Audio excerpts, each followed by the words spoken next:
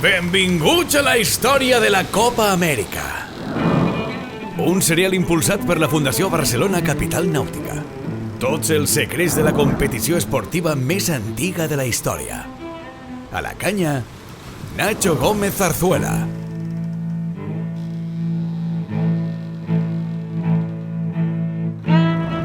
Benvinguts al capítol número 21 d'aquest serial sobre la història de la Copa Amèrica, en què ja estem entrant a la seva recta final. Estem a l'any 2013, edició número 34, que destaca sobretot parlant de context històric pel seu retorn als Estats Units d'Amèrica. L'edició de 1995 havia estat l'última en què s'havia disputat a Amèrica, concretament en aigües de San Diego, i aquella va ser la primera edició en què el New Zealand es va endur el triomf. Des de llavors no havia tornat als Estats Units, però Larry Ellison, amb la seva victòria en aquesta atípica Copa Amèrica de 2010, de la qual us parlem a l'anterior capítol, la va recuperar per a San Diego, una ciutat que és el bressol del gegant informàtic Oracle que presidís Ellison. A banda de l'escenari, l'altra novetat importantíssima en aquesta 34a edició va ser el model de vaixell. Després del que vam veure en l'enfrontament sota les normes del Deed of Gift entre el catamarà d'Alinghi i l'espectacular trimarà de l'Oracle, el Doxila, aquest va apostar per mantenir els catamarans i va dissenyar dos espectaculars velers de 72 peus foilejadors, amb allò que aquí s'obriria una pàgina de la història de la vela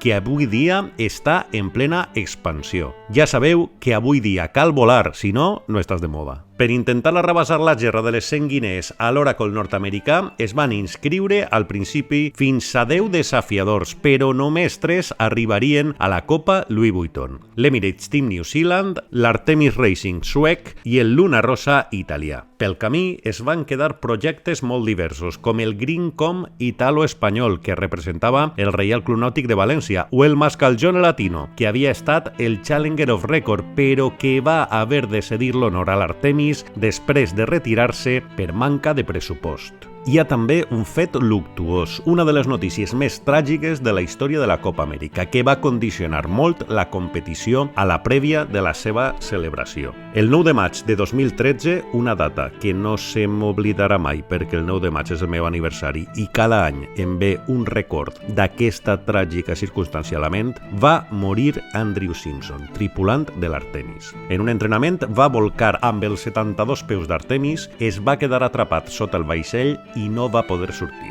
Aquest fet va fer que s'establissin noves normes de seguretat, molt més restrictives, i que hi hagués molt més cura per l'enorme perillositat que estaven demostrant tenir aquests nous catamarans. A la sèrie de desafiadors, la Copa Louis Vuitton, el New Zealand va fer un treball rapidet i es va desfer tant de l'Artemis com el Luna Rossa amb facilitat i de forma paral·lela, l'Oracle va trencar el vaixell entrenant, de manera que arrencava la prèvia de la Copa Amèrica amb moltes dificultats. Aquest trencament i l'excel·lent treball que estava fent el New Zealand amb l'actualització d'aquest veler, de fet van ser els primers a foilejar amb aquest tipus de vaixells, es va adjuntar una penalització que va tenir l'Oracle abans de la competició.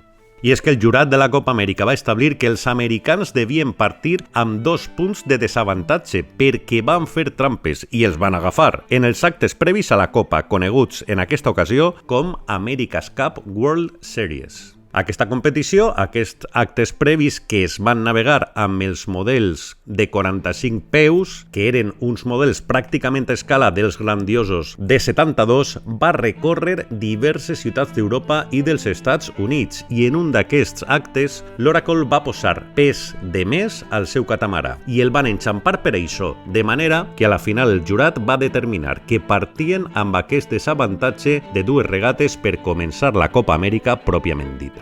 A més, tal com s'havia demostrat a les competicions prèvies, l'Emirates Team New Zealand arrencava de forma aclaparadora.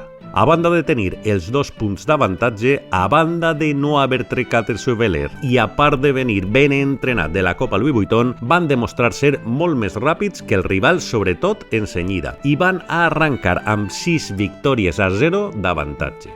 Posteriorment, l'Oracle en va guanyar una. Va guanyar 3, però com que tenia desavantatge de 2, només va puntuar per una. I van arribar a anar un triomf a 8 a favor del New Zealand, de manera que el veler patronejat per Dean Barker es quedava a una victòria de materialitzar el triomf a la Copa Amèrica amb 7 mànegues d'avantatge sobre el seu rival. Què va passar aquí? Doncs que vam tenir la fortuna de veure un autèntic espectacle. La remuntada més gran de la història, no ja només de la Copa Amèrica, sinó de l'esport mundial. I això que Dean Barker i el New Zealand despertaven molta empatia. Jo recordo estar veient aquella edició de la Copa Amèrica amb uns sentiments trobats de fascinació per la millora de l'Oracle i una pena molt gran pel que se li estava escorrent de les mans al New Zealand. Hi va haver moltes claus per a aquesta remuntada dels americans, però per mi, principalment, es resumeixen en dues. Un, la contínua millora en l'optimització del veler que van fer i en la manera de navegar-lo.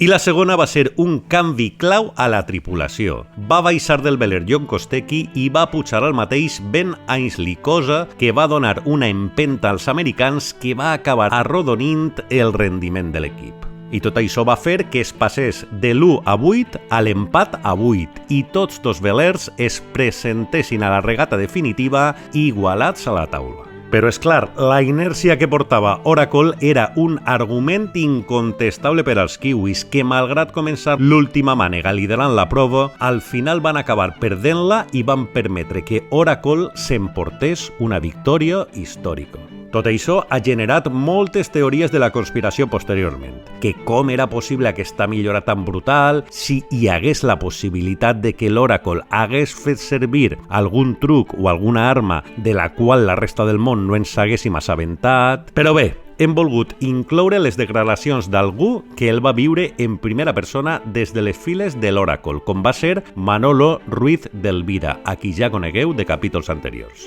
Hem pogut repassar tranquil·lament amb ell les circumstàncies que el rodejaren i posarem el fermall final a aquest capítol amb les seves reflexions sobre com va protagonitzar Oracle la remuntada, en què destaca que hi va haver molta feina, una mica de sort, però no hi va haver res màgic. Amb les paroles de Manolo Ruiz d'Elvira ens acomiadem fins al proper capítol. No, fue fascinante. Yo, es decir, no sé, ves, yo cada vez tengo opiniones más claras y reitero cada vez que lo digo que puedo estar equivocado, pero no hubo nada mágico, ¿eh? Realmente, bueno, yo tengo mi opinión al respecto y bueno, creo que no hubo opinión informada, como puedes imaginar, no hubo nada mágico.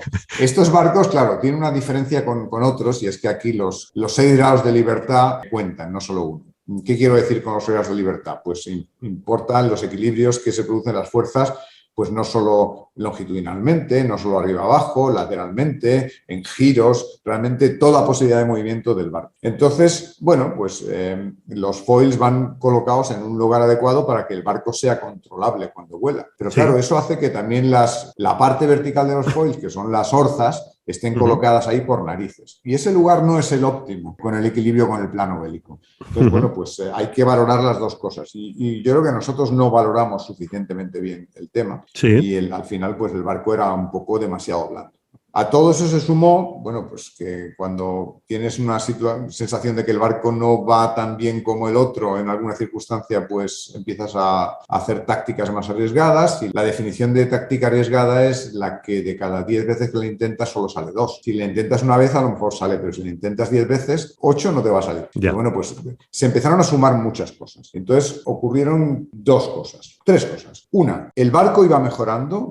Team New Zealand había empezado con los foils antes, nosotros más tarde. Nosotros fuimos mejorando en viradas, trasluchadas en el aire y al final, incluso en las últimas regatas, a llegar a volar en ceñida en algunas circunstancias. Eso ayudó sin duda. Pero luego hubo otras 2 cosas. Una, conseguimos mejorar el equilibrio del barco, ajustando el ala en un modo que teníamos un elemento central que conseguimos abrir un poco más y llevar el centro de esfuerzos un poco más atrás, ¿no? Hubo que reforzar la barra de escota y ese fue el límite de cuánto podíamos hacerlo, pero con eso conseguimos mejorar el equilibrio del barco y eso hizo que el barco se comportara mejor en ceñida. Luego también hubo cambios a bordo y salió John Kostecki y entraron Ben Ainslie y bueno, Tom Slingsby iba a bordo también. Y realmente esto no quiero que se tome como una crítica de que John Kostecki era un peor táctico que Ben, pero en aquel momento, en las circunstancias que había, por lo que fuera, funcionó. Y debe haber pocas personas que conocen mejor la bahía de San Francisco que Kostecki. John Kostecki. Sí. Pero bueno, funcionó. Y yo creo que funcionó también por otro motivo. Ben era el patrón del barco 2, ¿no? Bueno, el barco 1 realmente.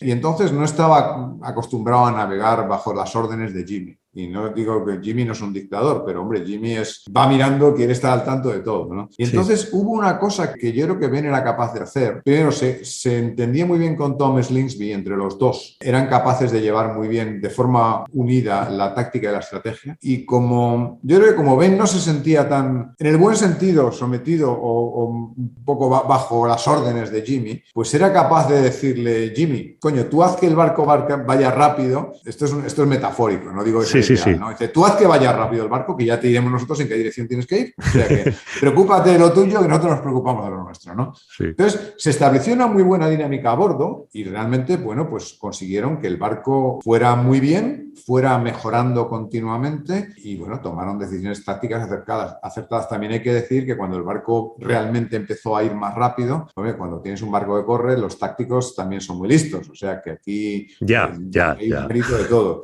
Y quiero decir, le doy, hombre, algo de mérito a los diseñadores por hacer que el barco fuera más rápido, pero también tengo que decir que eso era compensar la cagada que hayamos hecho de no haber valorado suficientemente bien el equilibrio. O sea que yo aquí, en todo este proceso, desde luego me quito el sombrero por los tripulantes que iban a bordo, que el mérito es prácticamente todo suyo. O sea, la fortaleza mental que hace falta para hacer 9 regatas, 8 regatas y que no te ganen en 8. Las diferencias antes y después de que se invirtiera el proceso de quién ganaba eran muy pequeñas. Cualquier equipo podía haber ganado cualquiera de las regatas. Eran muy, muy pequeñas las diferencias. Y conseguir que eso ocurriera, que no se rompiera nada. Y eso, bueno, pues es mérito de los tripulantes, del equipo de mantenimiento, del diseño estructural, de todo. De hecho, se rompió un brazo media hora antes de la salida de la última regata y bueno, pues subieron y con epoxi rápido se pegó un brazo de control del ala y se pegó, bueno, no el brazo, sino una parte. Y bueno, se arregló y toda la última regata nos pasamos no sabiendo si iba a aguantar hasta el final. Pero bueno, la fortaleza mental de la tripulación fue absolutamente, bueno, la fortaleza mental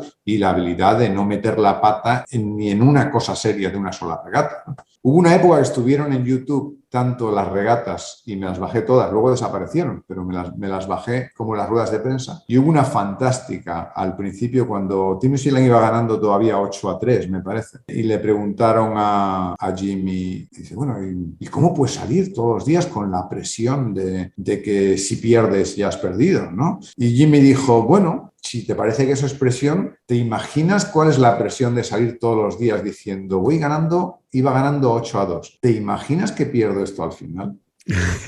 Y la cara de Jim Barker en aquel momento era un poema. Y bueno, cuando escuchamos a Jimmy decir eso, pues bueno, en nuestros sueños más salvajes, pues sí que pensaríamos que podía ocurrir, pero en la realidad decíamos... Hombre, está muy bien, mejor perder por 9-5 que por 9-2, ¿no? Pero claro. Es poco probable, ¿no? Pero vamos, luego lo vuelves a pensar y Jimmy tenía toda la razón. Y no sé hasta qué punto incluso eso que dijo no puso más presión todavía sobre Tim Sealand y bueno, cuanta más presión hay, más posible es que cometas un error. Claro. Bueno, yo aquí no tengo absolutamente ninguna duda. Es decir, el mérito por muchos sitios, pero el principal fueron los tíos que iban a bordo de ese barco, 11, ya se me olvida, creo que eran 11, sí. Los 11 que iban a bordo de ese barco que, vamos, lo bordaron día tras día, ¿no? Sin fallar una vez. Fue memorable, vamos. Te puedo asegurar, y bueno, pues Juan Vila estoy seguro que te puede decir algo muy parecido, y Jos o Javi y tal, mágico, no hubo nada mágico. Hombre, vamos a ver, mágico. Hubo un factor de suerte, sin ninguna duda, pero la suerte... no en el sentido de ganar regatas, sino la suerte de no perder una regata por mala suerte, porque la suerte se distribuye, ¿no? La distribución normal de suerte, o sea, de hecho, todos estamos convencidos que algunas regatas se iban a perder porque se iba a romper algo, y no ocurrió. Fue sorprendente. Pero sí, pero fueron días durísimos, ¿eh? No te puedes hacer.